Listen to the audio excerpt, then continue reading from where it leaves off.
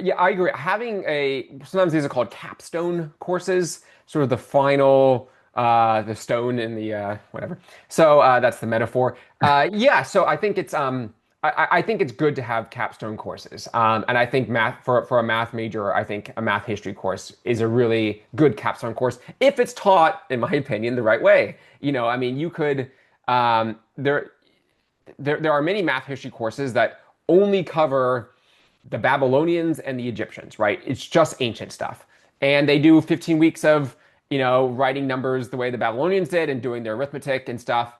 And they don't go beyond it, which that is math history. And, if some people might have the opinion that that's the way to do it. At my school, some professors have used to teach it in kind of that way. They would rarely get to anything beyond Euclid. Um, and and maybe they do mostly just a course on Euclid's elements, right? It's just geometry, just ancient geometry.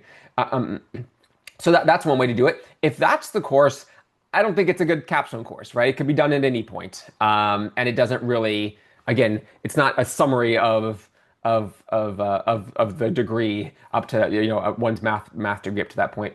Um, uh, Conversely, some people might do a ton of modern math that in subjects that they don't understand. Again, I don't think it would be a good capstone course. So, but if you focus on undergrad math, then I think it's great. As a final way, because as you said, you appreciate things in a new way, and not just the also people. You hear these names as you go through your undergrad. Euclid and Euler and Newton and Gauss, and you hear these names, but you never really, it's just a name, right? Mhm. So in my math history courses, when I teach it, yeah, we talk about their math. We talk about also who they are. You mentioned it might have been before we Yeah, recorded yeah, yeah. that one of your goals for this podcast is to humanize mathematicians and mathematics. And I think that's awesome. I think it's a really good goal. I love that you're doing your podcast. But in the same way, I wanted to humanize these mathematicians too. So, I mean, so in the book, it's an appendix, and it's the final appendix. It's like 100 pages, so it's big pages, A4 size, and it's just biographical sketches of all these, many of these mathematicians. I don't know, 20 some, 25 or something of them in there. So, so not everyone, but a bunch. And when I teach the course, okay, so in the book, after every chapter, I'll say from the appendices and sort of mention, hey, check out these things from the appendices. It includes like all the biographies of the people who were important in that chapter. And when I teach it, that's what I do. After a chapter, I'll take a break and say, okay, let's talk about the personal lives of these mathematicians. And we spend 5 minutes talking about this person and 10 minutes talking about this other person. And the more important people get longer biographical sketches, the less important, get a page or two. And I think it's a good way to sort of understand who these people were.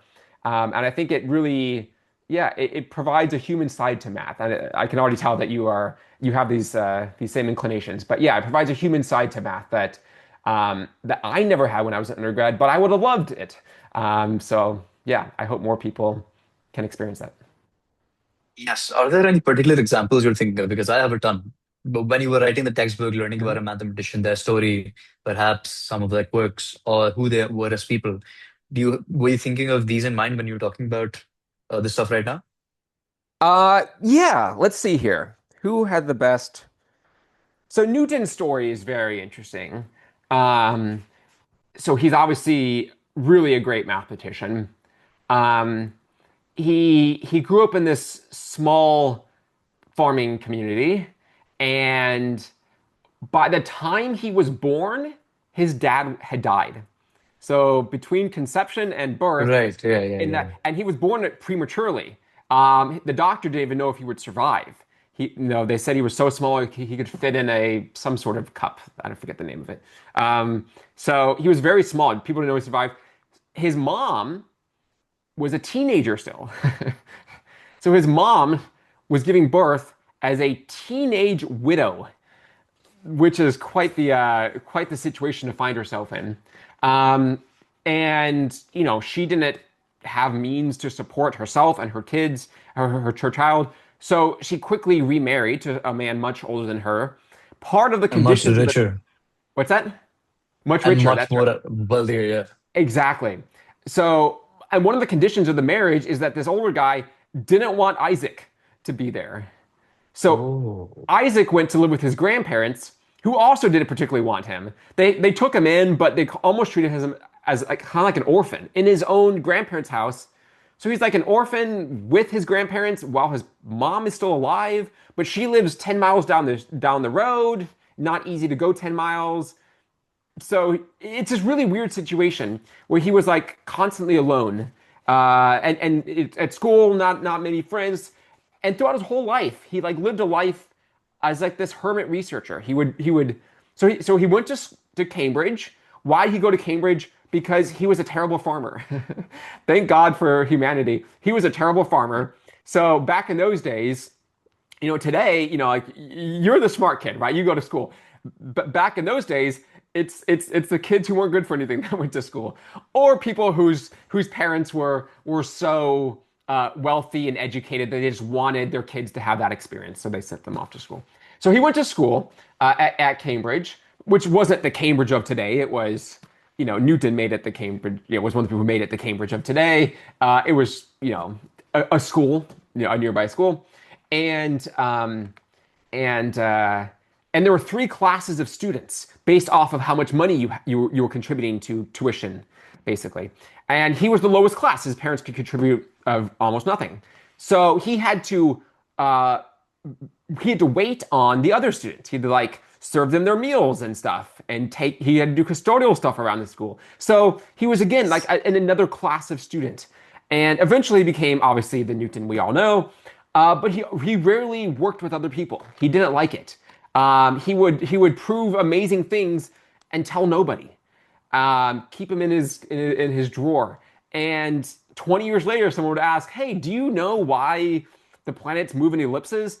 He's like, "Oh yeah, I did that a long time ago. Would you tell us?" Nah, I don't really want to share it. So he had this like philosophy that you had to um, I don't know, that you should be learning for your own sake, for the thirst of knowledge. It shouldn't be, yeah, it's a very like noble reason to learn, not to get pride. It shouldn't be for your pride. You shouldn't be like when like his first paper he published it anonymously because he didn't. He's like, oh, I don't have need for adoration from people. Of course, when when Leibniz claimed calculus and everything changed, and there are other instances of that too. But so at times he definitely changed this. But yeah, he's a very interesting person, very unique in many ways. Um, yeah, I don't know. Do you have any comments?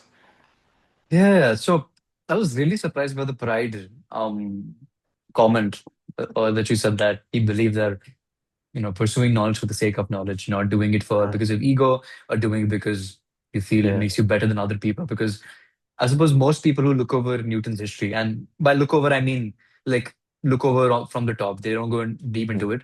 What you see is a series of conflicts, the most popular one being with Leibniz, but then also with Christopher Higgins or Huygens, Mhm. with who was the guy, Spring Force, Robert something.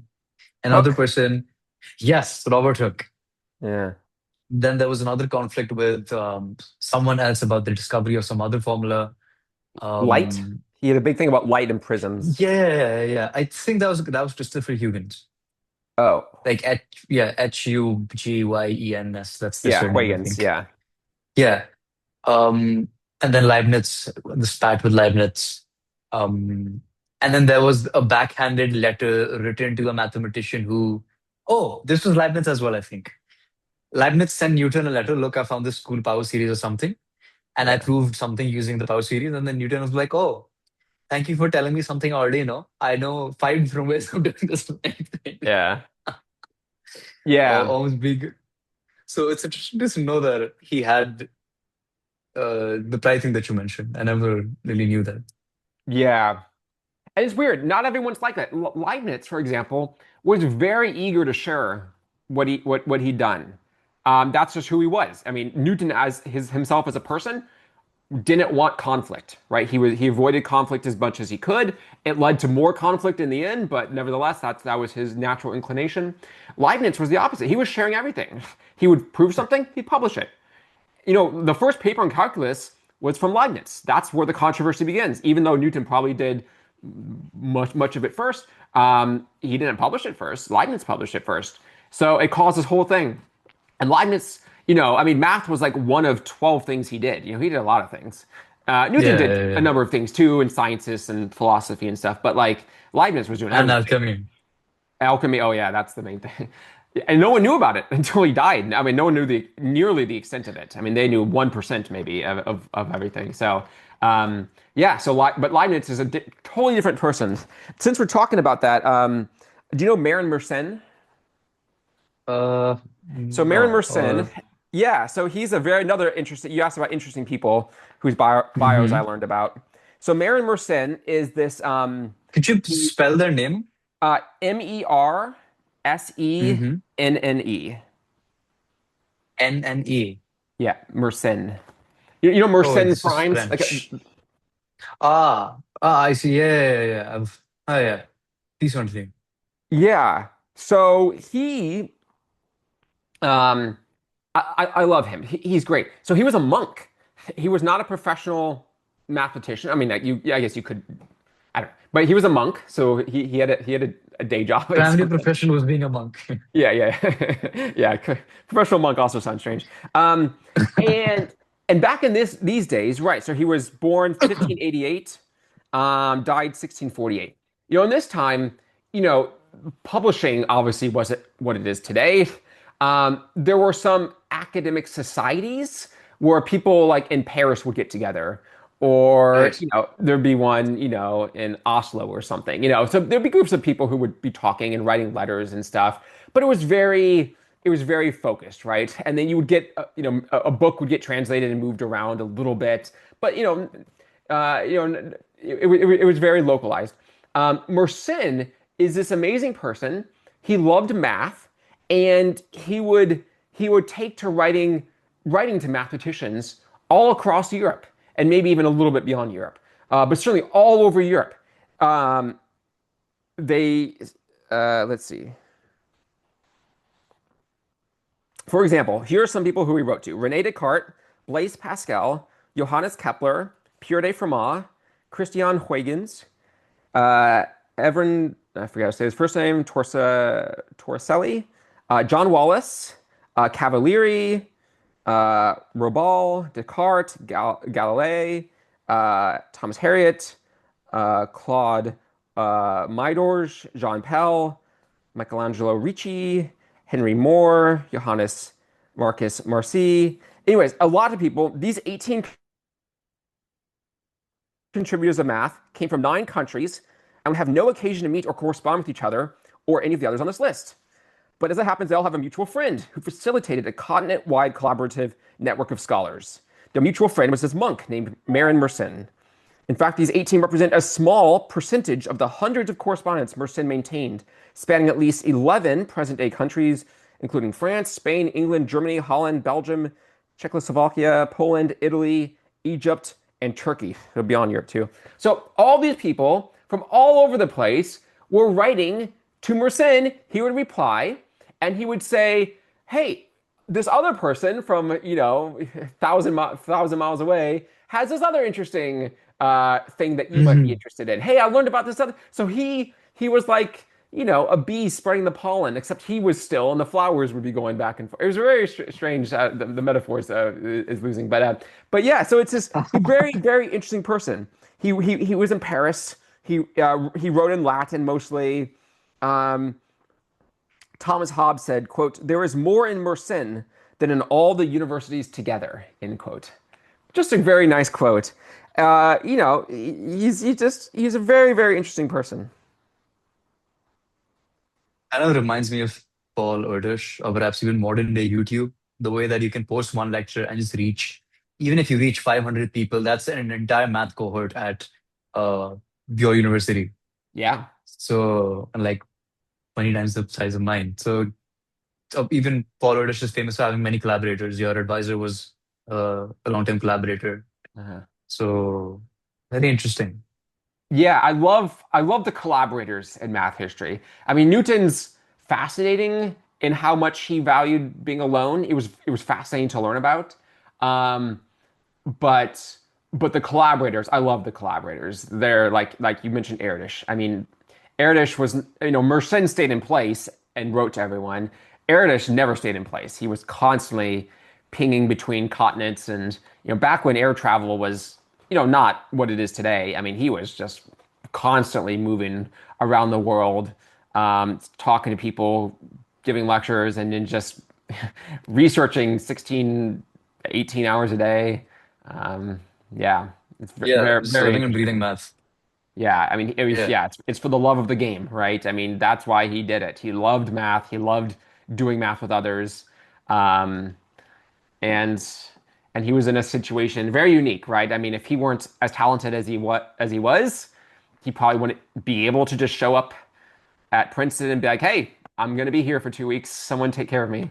But he was able to do that, and he lived a life that, uh, you know, it's the life he wanted to live, and he got to live it fully, and it's amazing. Mhm, yeah.